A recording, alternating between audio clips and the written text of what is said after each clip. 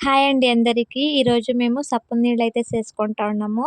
So, దానికి రవంత కూరాకైతే ఉడకపెట్టినాము. కూరాకు జొతలకి రవ్వంత అలసందలైతే ఏసుకొనిన్నాము.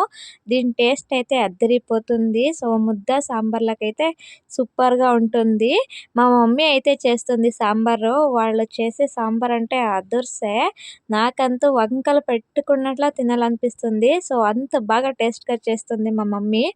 ఈ కూరకి సారా హెల్తీగా ఉంటుంది. అండ్ హెల్త్‌కి కూడా మంచిది. సో, వారానికి ఒక్కసారైనా చేసుకొని తినాలా అనిపిస్తుంది. మా ఇంట్లో వారానికి ఒక 2 ఆటలు చేస్తారు. సో, నాకైతే చానా అంటే చానా ఇష్టం ఇది. ఈ కూరకు మంచిదంట తింటే. సో, దానికి నేను ఆల్మోస్ట్ ఆల్ ప్రిఫర్ చేస్తా ఉంటాము మా ఇంట్లో. అలసందలైతే కొనుక్కొనొచ్చి చేస్తాము. సో, ముద్ద, సాంబార్ కాంబినేషన్ అయితే సూపర్‌గుండే ఈరోజు. So, thank you. నెక్స్ట్ వీడియోలో కలుద్దాం.